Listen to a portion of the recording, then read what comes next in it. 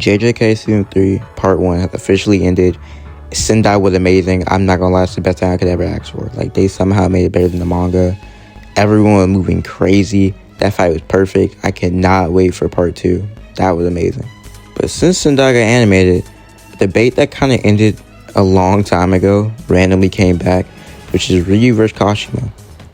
I don't know why this is really a debate, but I'm gonna just go over it. I've never made something like this before, but this debate is kind of just like kind of confusing.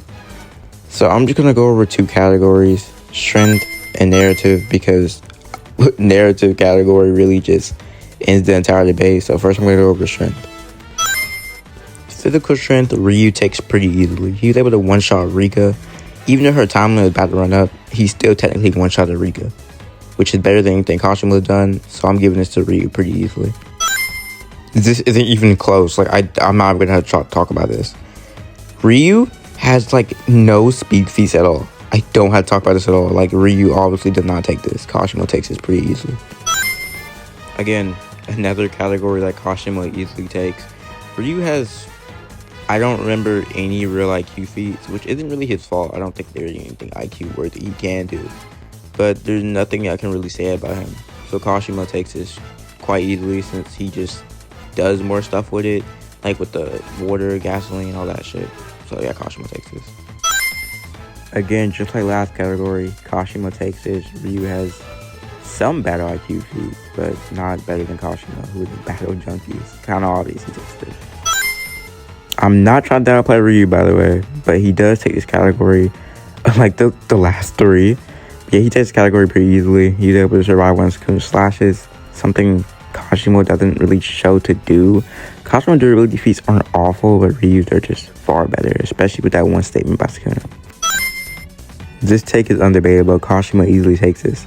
I don't know why people try to debate this take. I really don't. But yeah, Kashimo takes this. A guy that be able to react to Sukuna and counter him in hand-to-hand combat, and counter Hikari multiple times in hand-to-hand combat, is beating Ryu, a guy that couldn't even touch Sukuna at all. I'm sorry, Kashimo easily takes combat. Also, it just makes sense. A guy without using his technique and only Christian energy with his lightning bolt, which you have to hit somebody with, is gonna be better than a far-range fighter. It's so obvious. I don't even have to talk about this one. You know Kashimo takes this. You know that. I don't know why I put this in the category. I don't know why I even put this in the video. Yeah, Kashimo takes that, obviously. Now, Ryu obviously takes category since Ryu has a domain, Kashimo doesn't. And especially some scaling base who definitely doesn't have a domain, no CT. Yeah, it's pretty obvious that Ryu takes this. Now, many people might think that this means Ryu just straight up wins, which, no, isn't true, which I'm going to discuss later. Another category that Ryu takes, obviously, that's literally his entire thing of range. Obviously, Kashimo takes this. I don't know why I keep putting these categories that obviously Kashimo takes. Like my point before was, Kashimo easily takes it from the fact he didn't have his technique. Not having your technique and still fighting until you're at least like 90 shows how much skill you have to even do something like that. Now, I could go into more stuff that Kashimo takes, but I'm going to just tell the score because it's by a lot. It's by a lot that Kashimo wins. Yeah, I'm not gonna lie, this is not really close. Like, I'm not even trying to hate on Ryu, it's just not close. Now I'm gonna go with narrative, which proves it isn't just a stat-based matchup and Kashimo easily washes. I don't know how this is really a debatable topic, but okay. I'm gonna get straight into it. Ryu does not take this like at all, and it's so obvious. I don't even need to talk about this topic anymore. Kashimo's entire narrative in the Ryu fight Sukuna is that he was the strongest and nobody could beat him. Nobody can match him at all. Ryu's is he had strong opponents and he wants his last meal. The narrative completely shows the difference in strength. Whenever Sukuna kills Ryu, he says he was kind of strong and doesn't really talk about his strength.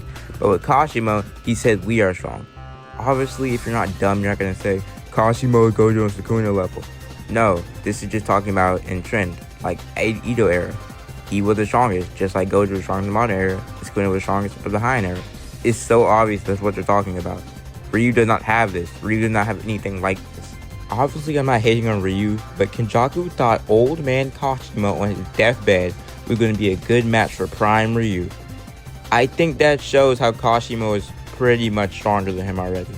Also, no, that dumb take that Kashimo was ducking Ryu's fade is so stupid.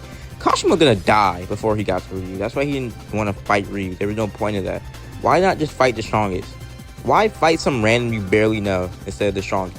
Now that I got over stats and narrative, I'm gonna see how this actually play out in a real fight. Kashimo is definitely gonna be strong enough to just dodge these blasts. Ryu was able to. I doubt Kashimo can. Ryu isn't someone that is far off from hand-to-hand combat. So if Kashimo decides to fight him hand-to-hand, he's not going to just run back. I don't see the take happening at all. I don't know where people get that from. Kashimo is definitely beating Ryu in hand-to-hand, getting his 3 hits that he needs to even do his sure hit. The fight's over right there. Now I'm going to give Ryu the benefit of the doubt and say he does survive this. No domain because 1 arm. Now if we really want to give him the benefit of the doubt and say it hits his gut, we can say Ryu popped the domain, I guess. This is how many people think Ryu wins the fight. He still doesn't win, by the way. Like, there's literally no domain feats he has. So why would Ryu win in a featless domain? It's so crazy to me that so many people think that just because you have a domain means you beat everyone without one, which isn't true. Kashimo has a Hollow Brisket Basket, which can beat Ryu. I don't know why people don't talk about this enough. Ryu isn't going to start a domain. They're most likely going to start in hand-to-hand, meaning Kashimo gets 3 hits, easy lightning bolt, even when he's holding his hands. Also, you don't have to hold hands on. I don't know where people got that from. You don't. It just increases the output when you do. In conclusion, base Kashimo wins mid-diff. I don't say it's low diff because Ryu's long-range attacks will definitely do something to Kashimo. But Kashimo's lightning bolts are way too OP for Ryu to just constantly tank. He's gonna die eventually.